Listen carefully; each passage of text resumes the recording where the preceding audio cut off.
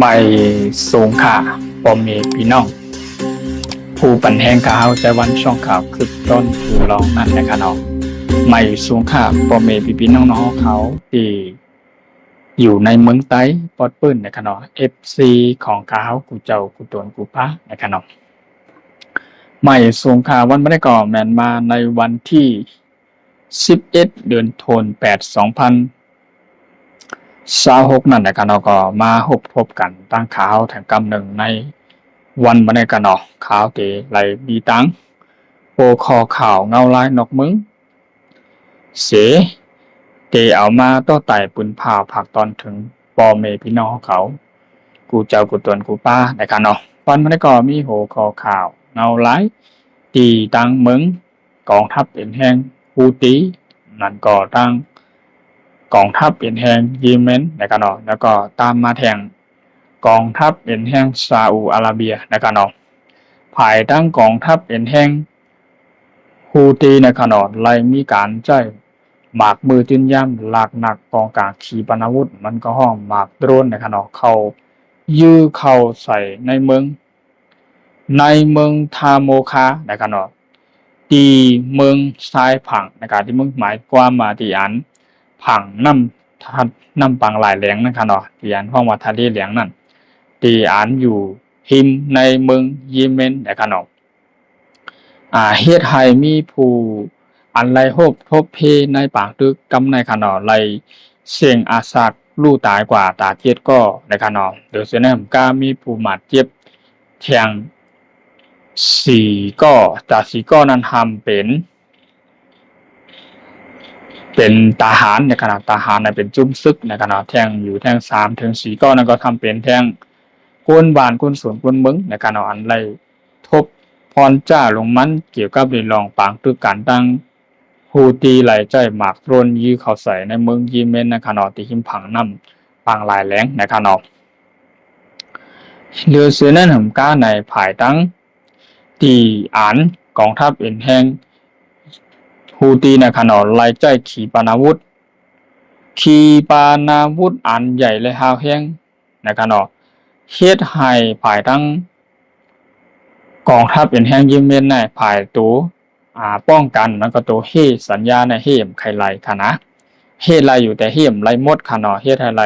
หมากในไรตกใส่มีจักมันขนาดเนาะจากหมักโดรน5ขีปนาวุธ5ในขนาดเนาะกองทัพเอ็นแห้งอันดีกองทัพฮูตีเนี่ยไล่จ้อยหมักโจมตียื้อเข้าใส่ในเยเมนเนี่ยก็เปิดลุยลองว่าภายตั้งกองทัพเยเมนมันก็ภายตั้งน้ำทันที่เหลียงเนี่ยก็เปิดเลยว่ามีการอันไล่ต่อจู้กันนั้นก็ไล่จับกันตั้งเมืองกองทัพเป็นแห่งซาอุอาระเบียนั่นกันเนาะภายตั้งกองทัพเป็นแห่งฮูตีได้ไล่มาปืนเผาพังถึงลาดว่าเฮ็ดสังแลเฮาไล่จ้อยหมากมือจื้นย่ำลังนากองกลางขีปนาวุธเขายื้อใส่ทุนซึกหลอดตึก8 ปันสูในกองทัพเป็นแห่งเยเมนแห่งการตบเขาว่าในดีเป้าหมายและตั้งยังอ่านเดียนดีปล่อยหมากในยื้อเขานั่นก็เป็นฐานทัพเป็นกองทัพเป็นแห่งที่อันภายตั้งทหารจุ่มซึกเมืองซาอุอาระเบียนั่นที่เลยแทงเอ็นแห่งเขามาไปหลอดตึกนักซึกในขนาดเนาะเฮ็ดให้ฮูตีในไล่เปิดซึกจู้ก่อนนะคะเนาะไผเปิดออนตั้งก็นั่นซากษาค่ะเนาะกำไรผาตั้งฮูตีเนี่ยไปเข้ายามจังเอาเอ็นแห่งกองทัพว่าเป็นเอ็นแห่งกองทัพตั้งเยเมนว่าเป็นตั้งเอ็นแห่งกองทัพของซาอุอาระเบียนะคะเนาะตึกแถมเอ็นแห่งเข้ามาในไปเข้ายามมาฮูตีในไล่ใจหมักโดรนในขีปนาวุธอาวุธหนักตบเข้ามาค่ะเนาะว่าอาวุธตั้งเป็นอาวุธอันนักอ่านป้นนักอันยืดและกายกายเนี่ยก็ตบให้เข้ามาหาวแห้งในกันเปิดตาตีเป็นการตอบแทนเอาขึ้นตีอัน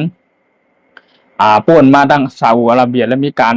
โทษนักศึกหลอกตึกกันกำหนึ่งแล้วก็เฮ็ดให้ดังฮูตี้ก็ไล่ยื้อเฮืออันเรียนกว่ามาในน้ำปังหลายเลี้ยงเฮือของซาอุอาระเบียที่ป่วนมาค่ะนะกำไรเฮ็ดให้ผ่านดังกองทัพเอ็นแห้งซาอุอาระเบียนั่นก็ไล่เทียงเอ็นแห้งเข้ามาในนักศึกเปิดตาตีไปหับมือหล่อตึกในกลุ่มในจุ่มกองทัพเป็นแห่งฮูตี้นะเนาะก็ฮูตี้เนี่ยไล่เปิดก่อนนะครับเนาะไล่ผุยนาซึกทั่วนาซึกหลอดตึกออนตั้งก่อนนะครับภายดัง ซาอุก็เทงแห้งมาติกภายตั้งกองทัพเป็นแห้งเยเมนเนี่ยก็ลอยมีตัวสกัดตัวเฮสัญญาก็ยื้อจ่อยนะครับเนาะปอบในซีแลในปังตึกตั้งปอดตะวันออกกลางมันก็ภูมิภาคเกี่ยวกับเรื่องตั้งเมืองฮูตีแหล่ตั้งเมืองซาอุอาระเบียนั่นก็รายวันลุกเป็นพื้นเป็นไพ่อยู่กาในยามพ้องมาเหลียวเย่าถัดไว้เลยเป็นเงาลายซุกอยู่ตึกการหาวแหงไว้ค่ะในยามพ้องมาเหลียวนะครับเนาะเกี่ยวกับเรื่องหัวของข่าวคอในก็มีลุยลองฮูตีเปิดนาซึกโทจูหล่อตึกเข้ากันในกองทัพเป็นแห้งเยเมนเห็นก้าตบเข้ากันในกองทัพเป็นแห้งซาอุอาระเบียนั่นขนาดลายว่าปล่อย1กัมลายปลา2ตัวนะครับเนาะเปิดนาซึกอ่อนตั้งแล้วก็ทางว่าทางเป็นทางก็กองทัพเป็นแห้งเยเมนน่ะตึกแถมเป็นแห้งซึกนั้นก็ตั้งกองทัพเป็นแห้งซาอุอาระเบียในตึกแถมแห้งซึกกันนั้นตั้งเลยแถมเต็มตีนะครับเนาะทางมันควรแถมนำก่อนตั้งในเต็มเตานะครับเนาะมีการตอบแทนปัดกันกว่าปัดขันมาหาวแหงไว้ค่ะในยามพองเหมือนกันเนาะเกี่ยวกับเรื่องลองตั้งฮูตีหรือตั้งเยเมนนั้นก็ตั้งฮูตีหรือตั้งซาอุอาระเบียนะครับเนาะเกี่ยวกับเรื่องเงาลายนอกเมืองข่าวสารวันเมืองในข่าวจะวันช่วงข่าวที่ตอนกูลองจังไรเอามาต่อไต่ปืนเผาผากตอนถึงพอมีพี่น้องเขาในเมืองไตปอดปื้นปูเจ้าปูตวนปูป้าหนังพอแต่ละติดตามข่าวสารวันเมืองนั่นเนี่ยเขาก็มีดังคัดใจเสียหาหูข้อข่าวเงาต่างๆกูที่กูลองพอแต่ละลาดเป็นภาษาความใต้ความลาเท่าโหปากเต็มนั่นเนี่ยเขาก็จังไรเอามาปืนเผาลาดปันป่องแรงแกงถึงพอมีพี่น้องเขาปูเจ้าปูตวนปูป้าที่เป็น FC ของเขากูก็กูเจ้าค่ะเนาะไม่สูงค่ะตอนตะวันมาได้ก็มีหนังไห้ในขณะเกี่ยวกับเรื่องข่าวเงาลายน้องเบิ้งในขณะยินชมขอบใจน้ำตาไม่สูงค่ะ